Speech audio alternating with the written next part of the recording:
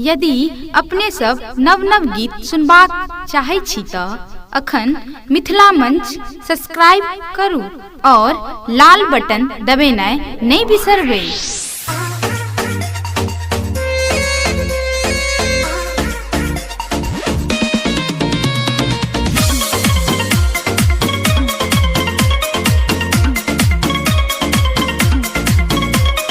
Music by DJ Umesh Shukipur बाजार।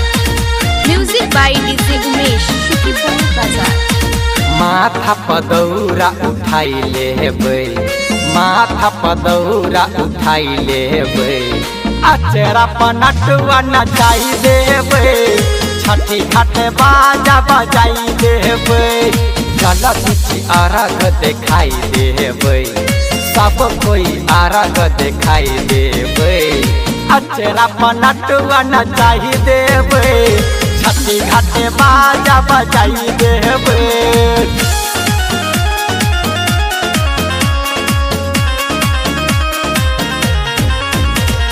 Music by DJ Umesh Shukipur बाजार। Music by DJ Umesh Shukipur बाजार। डीजे के चंदा सब कोई देबै, घाट पनटुआ नचेबै भाई रे, चारू काते लगे लगेबै, डीजे खूब धमकेबै भाई रे। डीजे के चंदा सब कोई देबै, घाट पनटुआ नचेबै भाई रे, चारू काते लगे लगेबै, डीजे के खूब धमकेबै भाई रे।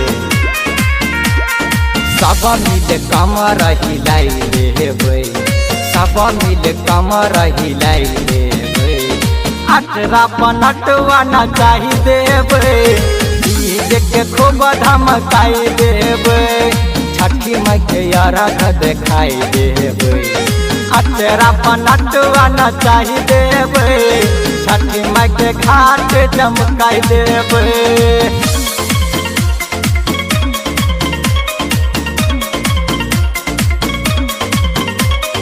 Music by DJ Umesh Shukipur बाजार। Music by DJ Umesh Shukipur बाजार।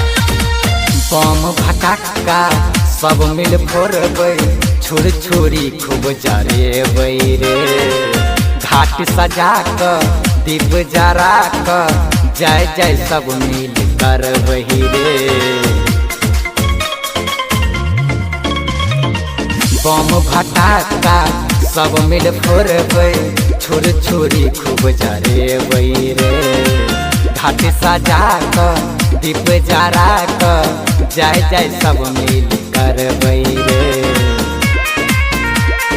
नंदा कल्याण के आन लेबै, माही कल्याण के आन लेबै, घाट पनटुआ नचाई देबै, अचरा पनटुआ नचाई देबै, छठी माई के अरग देखाई देबै, अचरा पनटुआ नचाई देबै, छठी माई के घाट चमकाई देबै।